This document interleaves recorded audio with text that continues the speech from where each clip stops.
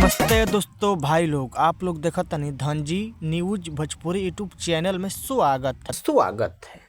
जो भाई लोग चैनल सब्सक्राइब नहीं किए हैं तो प्लीज़ भाई लोग चैनल सब्सक्राइब कर लीजिए। सबसे पहले ऐसा भोजपुरी ब्रेकिंग लेटेस्ट अपडेट जानकारी जानने के लिए और शुरू से अंत तक इस वीडियो में बना रहेगा, आपसे बीच में चैनल पर जानकारी मिल जाएगा।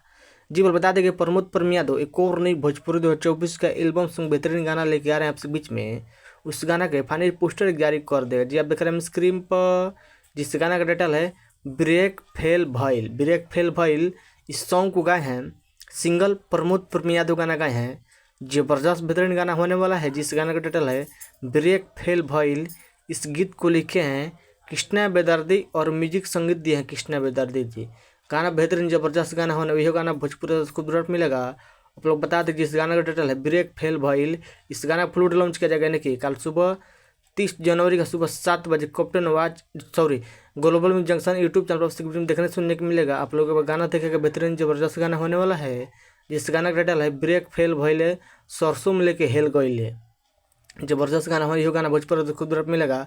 कल आप लोग एक बार गाना देखेगा, बेहतरीन जबरदस्त गाना होने वाला है। जिस गाना का टाइटल है ब्रेक फेल भइले global music junction YouTube channel पर सुबह 7 बजे लॉन्च किया जाएगा।